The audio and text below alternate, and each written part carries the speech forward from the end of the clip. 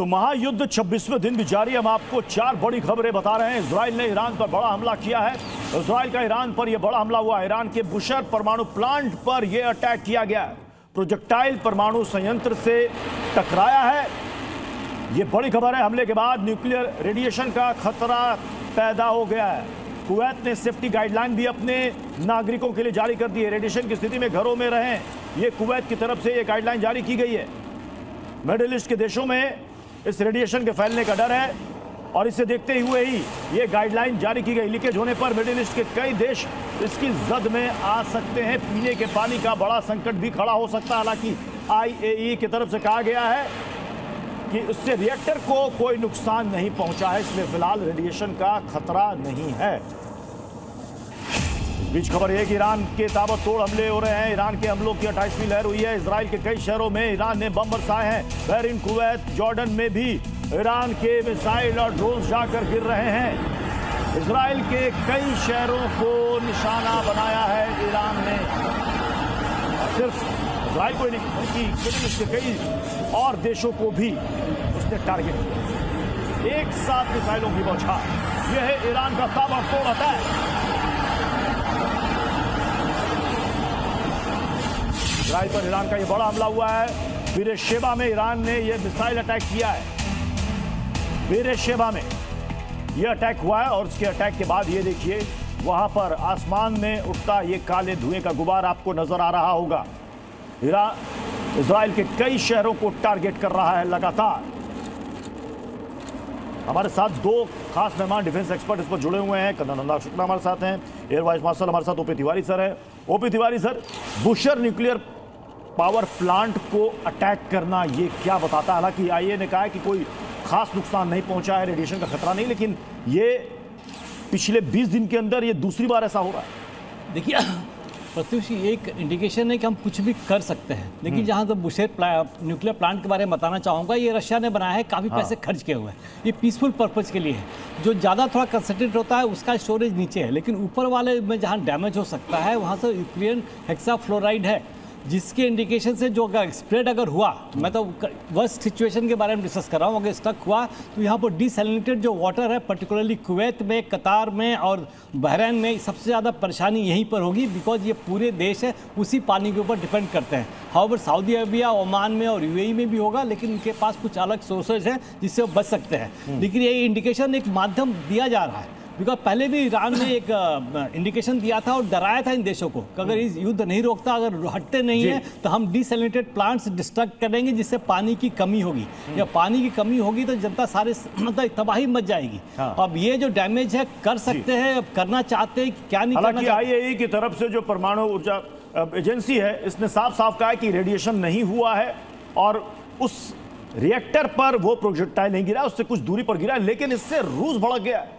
अनुराग sir, रूस भड़का हुआ कह रहे हैं कि आप एक तरफ बातचीत की बात आप कर रहे हैं, दूसरी तरफ आप न्यूक्लियर पावर प्लांट को आप टारगेट कर रहे हैं। वहां पर रूस के कर्मचारी, उनके इंजीनियर, उनके टेक्नीशियन वहां पर मौजूद है। बिल्कुल सही बात है। ये बिल्कुल ट्रस्ट डिफेक्ट है जब आप एक तरफ पब्लिकली अनाउंस करते हैं कि हम अब 5 दिन का ब्रेक ले रहे हैं, हम एनर्जी के संसाधनों पर हमला नहीं करेंगे, और उसके अगले दिन ही अगर आप कर देते हैं तो ये डेफिनेटली कोई तरह का नेगोशिएशन नहीं है, किसी तरह का आपका ट्रस्ट नहीं बिल्डअप होता, और विश्व के एरिना में अगर आप देखें तो बहुत बदनामी भी होनी चाहिए। लेकिन दूसरे कहते हैं कि युद्ध में किसी चीज़ की कोई सीमा नहीं होती और कोई रूल्स नहीं होते। तो कल बोला ऐसा और अगले दिन ऐसा कर दिया। चूंकि युद्ध जारी है तो एनीथिंग इज़ पॉसिबल। लेकिन इसका उत्तर मैं 2 पार्ट में देना चाहता हूँ कि क्यों किया और उसके असर क्या होंगे। असर क्या होंगे, क्योंकि वो सिविल न्यूक्लियर प्लांट है तो उसके अंदर यूरेनियम जो है वो सिविल मतलब कि 3% यूरेनियम है, बाकी सारा दूसरा फिसाइल मटेरियल है। तो कोई बम उस पर ब्लास्ट होता है तो उसके अंदर रेडिएशन इसलिए नहीं लीक होगी क्योंकि उसके अंदर कोई न्यूक्लियर रिएक्शन नहीं होने जा रहा है। हालांकि इस बात को ईरान ने भी माना, IAEA ने कहा है, इसे कंफर्म किया है कि उस न्यूक्लियर पावर प्लांट के परिसर में, कैंपस में आकर एक प्रोजेक्टाइल गिरा है। हालांकि वो रिएक्टर, वो संयंत्र पूरी तरीके से सुरक्षित है, लेकिन सवाल है कि वो बार बार ऐसा क्यों कर रहा है। जंग के बीच पाकिस्तान को बड़ा झटका लगा है। ईरान ने पाकिस्तानी जहाज लौटा दिया है और मुझसे पाकिस्तानी जहाज लौटा है। इस वक्त की बहुत बड़ी अपडेट सामने आ रही है। जंग के बीच पाकिस्तान को बड़ा झटका। जो पाकिस्तान अपने आप को बीच में मीडिएटर की तरह पेश कर रहा था, जो ये कह रहा था कि वो शांति दूत बनेगा, ईरान ने पाकिस्तानी जहाज को लौटा दिया है और मुझसे तो ये पाकिस्तान के लिए ओपी तिवारी सर ये झटका है या बड़ी बेइज्जती है? प्रत्युष से झटका भी है, बेइज्जती है। ईरान ने सब क्लियर कट कर दिया था कि हम जिसको चाहेंगे उसको क्रॉस करने देंगे, अपने फ्रेंडली नेशन को सबको क्रॉस करने जाते हैं, लेकिन जो भी अमेरिका इजराइल का डायरेक्टली और इनडायरेक्टली सपोर्ट करता है उनकी जहाज़ों को क्रॉस करना नहीं देंगे। ये एक मैसेज ईरान ने दिया है कि अमेरिका अपनी लाइन क्लियर करे, मध्यस्थता करने की कोशिश कर रहे हो, आपकी कोई औकात नहीं है, नथिंग, कुछ नहीं है लिमिट्स का, आप किस लिए कर रहे हो।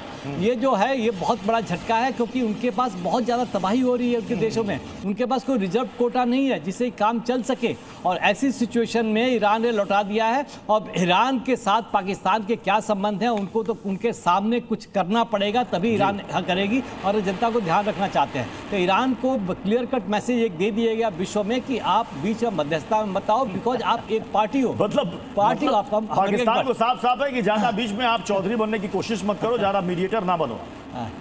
यस, बिल्कुल कर, बिल्कुल सही कह रहे हैं। अगर एक 12 घंटे पहले की खबर है जहां पे उनके प्राइम मिनिस्टर कुछ तस्वीर सामने आई है, जरा इसे हम चाहेंगे कि आप दोनों यहां पर आएं और इसे जरा इसे अच्छे से इसे बताएं। ये जो तस्वीरों में दिख रहा है, बताया जा रहा है कि ये ड्रोन, और ये ड्रोन्स जा करके कैसे अटैक करते हैं कि बिल्कुल सटीक जाकर अपने टारगेट को हिट करते हैं। देखिए ड्रोन के अंदर एक इनपुट दिया जाता है कि कहाँ जाना है, वो इनपुट क्या हो, प्रिसाइज कोऑर्डिनेट्स होते हैं, और टारगेट क्या आइडेंटिफाई करना है। इस तरह की इंफॉर्मेशन आपको ह्यूमन इंटेलिजेंस से मिलती है या सैटेलाइट मैसेज से मिलती है। तो सैटेलाइट ईरान के पास है नहीं, तो इसमें पूरा उम्मीद है कि जो चाइनीज सैटेलाइट है, चाइनीज सैटेलाइट का पूरा जो एक घूम रहा है वो फीड करता है, वही इन्फॉर्मेशन देता है। वो कई ड्रोन्स ऐसे हैं कि जो फ्लाइट में भी उनको हम गाइड चेंज कर सकते हैं, उनका टारगेट चेंज कर सकते हैं, इसलिए ताकि डिजायर्ड इफेक्ट, किल इफेक्ट मिले। इसीलिए ईरान सक्सेसफुल हो पा रहा है। विदाउट चाइना की सपोर्ट से, विदाउट चाइना के क्रेडिटेबल इंटेलिजेंस के इनपुट से ये सब काम नहीं हो सकता। अभी देखिए कि इस तरीके से डैमेज नहीं हो रहा है। भारत ने इस फील्ड में बहुत अच्छा काम किया था, ऑप्शन में आपको याद होगा। ये सर ये देखिए इधर जो ये नजर आ रहे हैं एक साथ, जितना मैं गिन पा रहा हूँ लगभग 1 2 3 4 लगभग 8 के आसपास ये ड्रोन्स है सर। जरा वहां पर आप देख करके बताएं सर। देखिए एक ग्रुप में आ रहे हैं, बिकॉज इनको इंटरसेप्ट करने के लिए जो भी मिसाइल्स चाहिए जो एयर डिफेंस में है वो बड़े एक्सपेंसिव होते हैं। तो ये जो 8 आ रहे हैं इसमें कई डिकॉय होंगे, तो आपने 4-5 को डिस्ट्रॉय कर दिया, 3-4 तो हिट अवश्य करते हैं। इस फिलॉसफी पर सर फिर से प्ले कीजिएगा उस विजुअल को जरा यहाँ पर सर, प्लीज यहाँ पर जरा आप स्टिक से यहाँ पर ये बताएं कि ये देखिए ये कुछ सैन्य ठिकाना ये नजर आ रहा है जहां पर हेलीकॉप्टर्स है, ये एक साथ ऊपर आसमान में ये ड्रोन्स है। मान लीजिए इसको इंटरसेप्ट करके इसमें से 2 3 4 को खत्म कर दिया, लेकिन 1-2 तो हिट कर रहा है। जी, ये वाली वीडियो इट्सेल्फ दिखा रही है कि ये हिट करने में कामयाब रहा है, और इसको बोलते हैं फर्स्ट पर्सन व्यू। जी, इसका थोड़ा नजदीक जाकर इसके अंदर जो कैमरा है उसका डायरेक्ट व्यू उसके ऑपरेटर को पीछे मिल रहा है। दूसरा क्या होता है कि आप नेविगेशन की बात करें तो बोलते हैं INS बोलते हैं, इनिशियल नेविगेशन सिस्टम।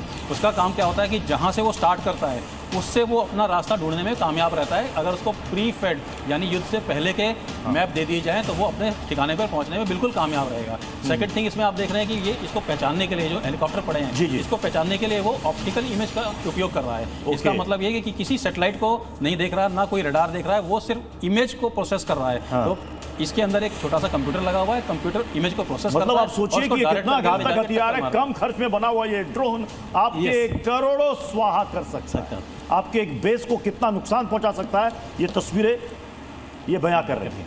इस बीच बड़ी खबर ये अमेरिका के रक्षा मंत्री का बयान सामने आया है। ईरान के पास परमाणु हथियार नहीं हो, हम अमेरिकी हितों को तय करेंगे। ये रक्षा मंत्री अमेरिका के ये कह रहे हैं कि हम बमों से बातचीत, बमों के साथ हम बातचीत हम नहीं कर सकते। आप एक तरफ आप बम चलाओगे, दूसरी तरफ आप कहोगे बातचीत करेंगे, ऐसा नहीं। अमेरिका और ईरान के बीच अभी कोई सीधी वार्ता नहीं हो रही है। दोनों पक्ष अभी भी अप्रत्यक्ष तरीके से एक दूसरे को संदेश दे रहे हैं और मध्यस्थ देशों के जरिए बातचीत की कोशिशें चल रही है। और खबर यह भी है कि अगर ईरान और अमेरिका की बात होती है तो इसके लिए दोनों देशों से कौन शामिल हो सकते हैं, यह बड़ा सवाल बना हुआ है। अमेरिका की ओर से उपराष्ट्रपति JD वेंस और स्पेशल मिडिल ईस्ट के दूत स्टीव विटकॉफ का नाम सामने आ रहा है। वह ईरानी पक्ष से संसद के वहां के स्पीकर हैं बागेर गालिबाफ और विदेश मंत्री अब्बास अराक्ची का नाम सामने आ रहा है कि इनकी तरफ से, ईरान की तरफ से ये वार्ताकार होंगे, इनकी तरफ से ये वार्ताकार होंगे। ओपी तिवारी सर, मतलब ईरान का ये कहना कि हम ट्रंप से बात नहीं करेंगे, हम JD वेंस से बात करेंगे क्योंकि उनका रुख नरम है, तो मतलब ट्रंप को बता रहे हैं कि आपकी हैसियत क्या है। बिल्कुल सही हूँ प्रत्युष, ट्रंप को बता रहे हैं कि हम आपके बताए हुए जो आदमी हैं उनसे बात नहीं करेंगे, मीन्स आपकी स्टैंडिंग हमारे उस पर नज़र में क्या है वो आपको क्लियर रहना चाहिए। ये विश्व को भी बताना चाहते हैं कि ट्रंप है, ट्रंप ने जो शुरुआत की थी इसका कोई मकसद नहीं था लड़ाई करने का, तो हम आपको उतना महत्व देंगे जितना आप डिजर्व करते हैं। जेडी वेंस के स्टेटमेंट बीच में काफ़ी बैलेंस भी आए हैं, सही तरीके से भी आए हैं, तो उनको एक इंडिकेशन दिया जाए कि हम नंबर 1 नहीं बल्कि नंबर 2 पर विश्वास ज़्यादा करते हैं और आपके जो चमचे जो खड़ा करे तो उन पर नहीं करेंगे, ये हमारी कंडीशन होगी। देखिए आगे क्या होता है, मुझे पूरी उम्मीद है कि सहमत इस तरीके की वातावरण होगी तो कुछ। लेकिन व्हाइट हाउस ने साफ साफ कह दिया था, ये तो ट्रंप ही तय करेंगे, राष्ट्रपति तय करेंगे कि कौन वार्ताकार होगा, ईरान नहीं बताएगा किससे बात करनी है। इसी तरह से ईरान भी तय करेगा कि उनसे वो उनकी तरफ से कौन बात करेगा और किससे बात करेगा। ये तो दोनों तरफ की सहमति से ही होगा। अभी आप देखें कुछ और प्लेयर भी इसके अंदर इन्वॉल्व हो चुके हैं, ये सिर्फ एक दो तरफा पक्ष नहीं रह गया है, इसमें रशिया और चाइना के भी इंटरेस्ट जग चुके हैं इस समय, तो उनकी भी सेम रहनी जाएगी। अगर समझौता होता है तो इसमें ये देखा जाएगा कि नेक्स्ट भविष्य में गल्फ कंट्रीज़ के अंदर क्या इफेक्ट पड़ने वाला है और उनके कौन से व्यूज़ समझे जाएंगे, उनके इंटरेस्ट कैसे देखा जाएगा। अगर इस बातचीत को अगर वाकई में ये डायलॉग हो रहा हो तिवारी सर, तो जब तक कंफर्मेशन ईरान की तरफ से नहीं आती कि हमारे वार्ताकार ये होंगे, अमेरिका की तरफ से ये होंगे, तब तक सिर्फ और सिर्फ कयासबाजी होगी। पर सिर्फ कयासबाजी चलती रहेगी जब तक इनडायरेक्टली पीछे से जब तक समझौता नहीं होगा उसके वार्ता का कोई रूप नहीं लेता।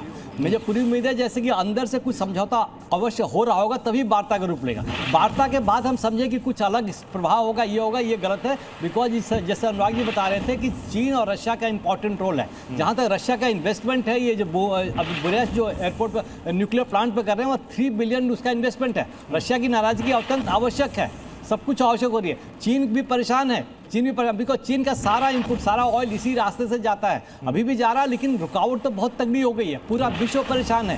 तो ये देखिए कि कैसे होता है। ट्रंप को भी झुकना अवश्य ही पड़ेगा, नहीं झुकेंगे तो उनके व्हाइट हाउस, उनके सीनेट और उनके कांग्रेस के जवाब में इनको झुकना पड़ेगा।